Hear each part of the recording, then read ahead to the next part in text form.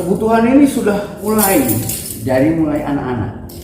Apa yang dibutuhkan oleh anak-anak, ya, apa yang diterima manusia pada saat anak-anak, itulah yang disebut agama. Bagaimanapun juga manusia nggak bisa. Itu agama secara dalam pengertian non formal, ya. Jadi apa yang kita terima pada waktu kita masih kecil, itulah agama. Jadi kita nggak langsung dapat dari agama, tapi dari orang tuanya, entah orang tuanya itu beragama atau tidak. Jadi sekalipun bapaknya itu seorang ateis, tetap dia membuat peraturan buat anak-anaknya. Jadi itu pun juga tuntunan hidup. Jadi tuntunan hidup yang diberikan orang tuanya pada anak-anaknya pada saat masih kecil, itulah agama. Bayi itu seperti kertas putih, suci. Yang membuat dia jadi Kristen, Hindu, Buddha adalah orang tuanya. Ya. Orang tuanya, bukan agama, ya, orang tuanya. Orang tuanya ini punya pemahaman tentang agama yang dia miliki. Kedalaman dan kejauhannya tergantung pada tingkat kemampuan orang tuanya masing-masing.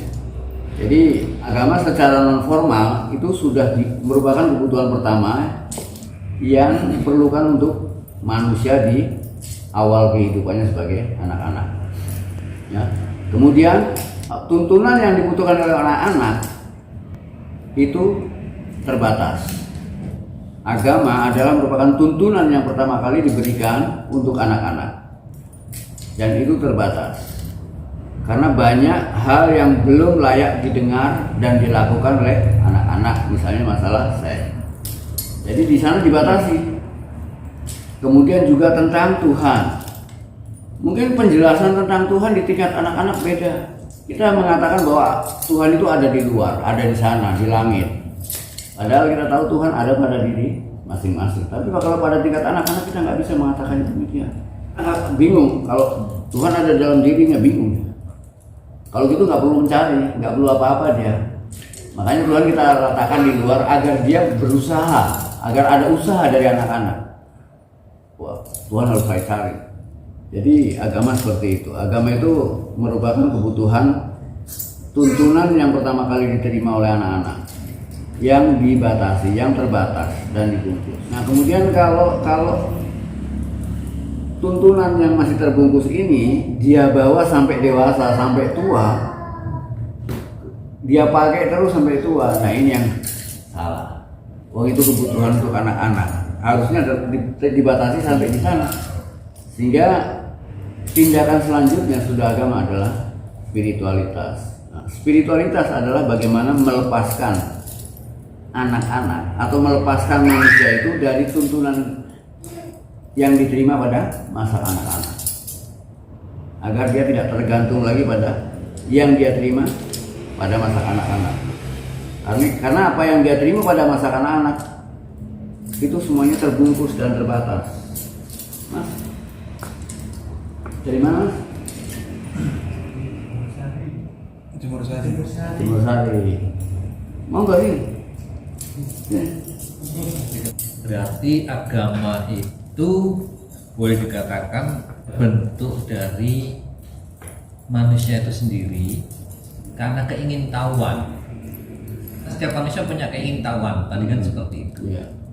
Nah, karena setiap manusia punya keingintahuan dan setiap manusia itu berbeda satu dengan lain, maka agama inilah menjembatani sebagai suatu aturan, kan begitu. Di agama dikatakan terbentuk oleh manusia itu juga kurang tepat. Dari seolah-olah agama itu ciptaan manusia. Ya. Jadi agama merupakan keingintahuan manusia tentang kebenaran, tentang kebenaran dirinya, kebenaran Tuhannya, kebenaran apa yang ada dalam hidupnya. Otomatis untuk mencari yang sebenarnya ini, maka manusia manusia harus mendekati kenyataan itu sendiri. Langkah-langkah untuk mencari kebenaran pertama yang dia lakukan adalah lewat penalaran, lewat hasil membaca. Dia baca semua yang ini, dia baca ini semua, dia baca. Tapi kan di sana ada masalah, apakah yang saya baca ini benar? Apa yang saya ketahui ini apa benar? Karena apa yang hasil baca tadi menjadi pengetahuan. Nah, pengetahuan ini kan merupakan hasil dari olah pikir. Tapi nggak apa-apa, itu sebagai pengantar. Pengetahuan yang kita peroleh lewat pikiran itu hanya sebagai pengantar kita untuk mengenal diri kita. Tapi apa yang kita ketahui tentang diri kita lewat penalaran itu belum yang sebenarnya. Cara mengetahui diri kita ya harus mendekati diri kita yang sebenarnya, apa adanya, siapa diri kita. Pengetahuan hanya membantu, tapi dia bukan informasi, dia hanya data, memberikan data-data pada kita yang harus kita olah kembali. Tapi tetap harus kenyataan yang dijadikan pijakan utama. Jadi yang disebut agama itu bersumber dari kenyataan, bukan bersumber dari pikiran kita, juga bukan dibentuk oleh kita. Kita hanya mencoba untuk menggali yang benar-benar ada dalam kenyataan. Apakah Tuhan ada dalam kenyataan? Kita benar-benar menggali apa yang ada dalam kenyataan. Karena semua yang kita pikirkan itu tidak akan bisa kita jadikan pegangan. Sekalipun banyak manusia yang banyak berpegang pada apa yang ada dalam pikirannya, itu yang membuat manusia satu dengan yang lainnya berpecah belah. Karena masing-masing manusia hanya berpegang pada pemahamannya masing-masing. Dan pemahaman ini bukan kebenaran. Pemahaman itu produk pikiran. Dengan agama bukan produk pikiran. Dia bersumber dari kenyataan. Tapi manusia hanya menggali. Tapi sekalipun manusia hanya menggali, manusia juga nggak semena-mena mengatakan bahwa apa yang dia dapatkan benar. Harus ada uji. Seperti dia menyentuh api, yang disebut api itu harus sampai ke tingkat panas. Oh, ini panas, api panas. Berarti apa yang dia tahu tentang api sudah maksimal sampai menyentuh panasnya. Kalau hanya mendengar, melihat, belum sah. Bisa saja itu hanya fata morgana. Tapi ketika sampai menyentuhnya, sampai mengalaminya, begitu pula sebetulnya terhadap Tuhan. Harusnya Tuhan jangan berhenti hanya dipercaya bahwa Tuhan itu ada. Harusnya sampai kita mampu melihatnya dan menyentuhnya. Sebagaimana terhadap api tadi. Bukan hanya mendengar namanya, bukan hanya melihat wujudnya, tapi harus bisa menyentuh panasnya. Tuhan pun harus dialami sampai ke tingkat itu. Spiritualitas adalah mencoba untuk masuk ke wilayah kenyataan, mengalami Tuhan, mengalami diri kita sendiri yang sebenarnya. Itu puncaknya agama di sana. Jadi urut-urutannya budaya, agama dan spiritual itu kan memang berurutan seperti itu, atau gimana? Atau yang tercipta lebih dulu itu apa? Kok akhirnya jadi mereka itu mengkotak-kotakan hal tersebut? Karena padahal mereka dalam tahap budaya itu sendiri, atau dalam agama itu sendiri, atau dalam spiritual itu sendiri. Budaya itu kan jelas, budaya itu merupakan cara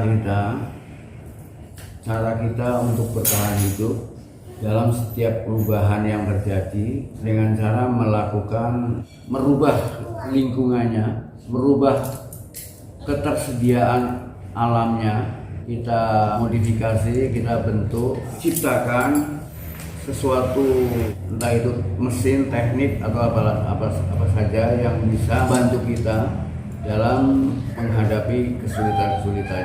Itu budaya. Sedangkan agama adalah merupakan upaya kita. Jadi beda sama sekali. Agama adalah merupakan upaya kebutuhan manusia akan adanya peraturan, terutama untuk anak-anak. Jadi agama itu untuk anak-anak. Itu sebuah kebutuhan bagaimana mengajarkan pada anak-anak yang belum tahu. Jadi agama itu hanya di sana kebutuhannya. Karena manusia anak-anak ini belum ada pengetahuan. Munculnya larangan-larangan, munculnya pembedaan di sana, ada yang baik dan buruk, ini baik, ini buruk, ini kanan, ini kiri. Orang tua kadang-kadang ngajari anaknya kan harus pakai tangan kanan, jangan pakai tangan kiri. Di sana kan kita hanya mengajarkan adanya baik dan buruk. Seolah-olah kenyataan itu dualitas. Dan banyak orang dewasa juga yang menganggap bahwa banyak kebaikan dan keburukan itu harus ada bersama-sama. Kita nggak bisa lepas dari itu. Itu efek dari pengetahuan yang kita peroleh dari anak-anak. Ya, apa yang disebut baik dan buruk itu sebetulnya tidak ada. Tapi di wilayah anak-anak, dalam rangka untuk mendidik anak-anak, kita terpaksa untuk mengatakan bahwa ada buruk, ada baik. Karena anak-anak untuk menjelaskan pada anak-anak ini terang, dia membutuhkan perbandingan adanya gelap. Oh ini terang, ini gelap. Ini baik, yang itu buruk. Sehingga kan, ya ini tangan kanan, ini tangan kiri gitu kan. Padahal tangan kanan, tangan kiri, masa yang tangan kiri buruk? Enggak kan. Tapi ini demi pendidikan anak-anak untuk membedakan, beda aja. Nah yang semacam ini sebetulnya kan terbatas banget. Kalau itu kita pakai sampai tua kan lucu. Nah, jadi agama itu di sana pembatasan. Sedangkan dalam dunia yang sebenarnya, dalam alam kenyataan yang sebenarnya tidak ada dualitas. Nah, spiritualitas adalah merupakan upaya memperkenalkan kenyataan sebagai kenyataan. Spiritualitas adalah upaya bagaimana kita melepaskan diri dari agama yang terbatas tadi. Atau dengan kata lain, spiritualitas adalah upaya kita keluar dari bungkusan. Karena yang disebut agama adalah kebenaran yang terbungkus. Sama seperti kalau kita beli makanan atau beli barang-barang ya, bungkusannya beda-beda, mereknya beda-beda. Kalau kita sama-sama beli sepeda, bungkusannya beda, mereknya beda, warnanya beda. Tapi setelah bungkusan itu kita terima, harusnya kita buka. Toh yang kita butuhkan isinya bukan. Tapi orang-orang agama dia nggak mau buka bungkusannya, nggak mau merobek, karena orang-orang agama mengatakan bahwa wah ini identitas kita gitu. Kalau nggak ada bungkusan, nggak ada mereknya, kita nggak punya identitas. Seolah-olah aku Kristen, aku Hindu, aku Buddha, itu identitas. Oh, hilang dong agamanya kalau bungkusannya dirobek. Nah itu ketakutan mereka, takut kehilangan identitas. Nggak punya agama dong saya. Kalau sudah tak buka. Dan itu kita nggak butuh yang seperti itu. Ketakutannya kan banyak di situ. Nah itulah yang membuat masing-masing orang berusaha untuk saling membela bungkusannya, saling mempertahankan bungkusannya. Tidak lihat isinya. Mereka hanya bertengkar tentang bungkusan, tentang merek. Sedihnya dia malah merobek bungkusannya merek lain. Dia nggak merobek. Belum enggak merusak. Dia mengatakan punya aku bagus. Ya, nggak merusak. Dia hanya apa yang mereka lakukan adalah hanya menghina, menjelekan, tidak menjelekan saja. Merekku lebih bagus daripada. Iya, bukan merusak bungkusannya. Berarti apa lebih bagus pakai sepatu tanpa merek? Bagaimanapun juga anak-anak butuh merek. Anak-anak ya. Iya, untuk anak-anak. Jadi skopnya agama tadi itu hanya terbatas pada pengetahuan anak-anak yang terbatas. Iya. Yang perlu suatu kenyataan. Iya, hanya untuk anak-anak. Oleh karena itu setelah dia berangkat dewasa ini harusnya, atau mulai remaja, mulai diajarkan untuk mencari apa yang benar-benar ada. Ya. Itu kalau kita mencoba memahami agama dengan metafor semacam ini. Iya. Jadi kalau manusia mau melepaskan bungkusannya, kita damai. Jadi yang dikatakan bungkusan ini boleh dikatakan seperti tata cara, yaitu kayak tata caranya itu kan Ya, mungkin lebih kita nggak perlu lagi ngakui Islam, Kristen, Hindu kan iya. itu kan urusan nama. Ya kelakuan yang baik kan udah cukup, perkataan yang baik kan itu yang nggak perlu kita rubah. Kan yang membuat kita berbeda dan kemudian yang harus kita benahi lagi adalah pemahaman kita. Pemahaman ini kita seringkali bertengkar juga gara-gara pemahaman. Pemahaman ini terbentuk karena bungkusan, bukan karena isi. Mereka sama sekali belum melihat isinya, karena sayang sama bungkusannya. Atau kalau agama itu sebuah pintu, mereka belum pernah masuk. Hanya sibuk mempelajari pintu dan menjadi penjaga pintu. Galak lagi dia kalau jadi penjaga pintu. Kalau agama kita sebut sebagai pintu atau sebagai jalan. Kali kita menyebut agama kan sebagai jalan. Yesus pun sering mengatakan aku adalah jalan. Karena selama ini orang cenderung membesar-besarkan agama, lupa pada yang hakikat yang sebenarnya. Merobek bungkusannya, menikmati isinya. Proses untuk menikmati isinya ini yang disebut dengan spiritualitas. Ketika dia tetap mempelajari bungkusan itu, mempertahankannya, itu agama. Berarti masih anak-anak. anak-anak. Anak-anak itu memang suka berantem kadang-kadang. Ya begitu. Ya, itu. Rebutan merek. Watak manusia ya, apalagi manusia di tingkat anak-anak itu nggak jauh beda dengan binatang. Binatang itu damai. Pada saat ada makanan, Nah, rame. rame. Pada saat ada yang disukai, entah kalau manusia ada yang disukai bisa cewek, bisa Macam-macam ya. macam-macam ya. harta tahta. Harta, tahta, wanita, terus. Nah, kita lihat binatang. Kalau binatang mungkin satu aja. Ada makanan, sekalipun mereka bersaudara udah berkerangan. Anak-anak mungkin ya ada mainan gitu ya, punya satu rebutan. Bahkan bisa sadis anak-anak kalau berkelahi. Kalau Iya, kalau nggak dipisah, paten-patenan. ya, dia nggak tahu kalau membahayakan apa yang dia lakukan. Jadi itu udah watak bawaan daripada tubuh manusia sebagai binatang. Makanya dia harus diatur, harus dikendalikan, harus diarahkan. Manusia tanpa pengarahan, ya, dia binatang. Coba sekarang lepaskan bayi di hutan, dia nggak bakal jadi manusia. Dia nggak bakal jadi manusia. Jadi tuntunan yang membuat dia jadi manusia inilah agama. Jadi bagaimanapun juga agama dibutuhkan. Jadi kalau ada orang tanya, orang kejawen kadang-kadang merasa bahwa yang disebut kejawen itu bukan agama. Yang disebut agama itu ya sekelas Kristen, Hindu, Buddha gitu kan. Orang-orang kejawen menganggap agama-agama ini mengganggu kejawen. Coba kalau agama-agama itu nggak ada, mungkin kejawennya akan menjadi hebat, luar biasa gitu. Padahal kejawen itu juga agama juga. Orang kejawen bilang, dulu sebelum agama datang, ini udah pernyataannya enggak. Sebelum agama datang apa yang ada? Ya tuntunan juga. Mulai kapan agama dibutuhkan manusia?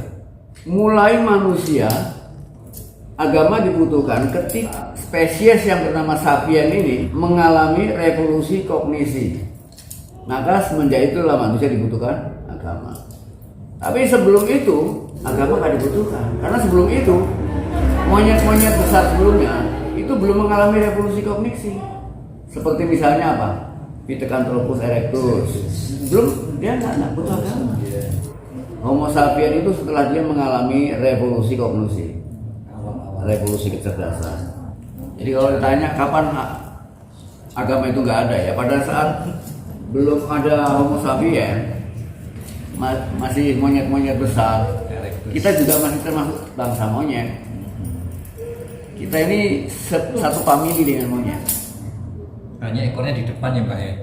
Genusnya genus monyet kita. Hanya spesiesnya sapien. Sapien. Genusnya sama dengan monyet. Apa persamaan dari agama dan budaya? Kalau agama itu sama dengan ilmu pengetahuan, dia input. Ya, Budaya itu output. perilaku, Budaya itu output, hasil. hasil perilaku. Iya, agama itu input. Apa yang kita serap itu input. Bedanya itu ya. Iya. Kemudian apa yang kita keluarkan itu budaya.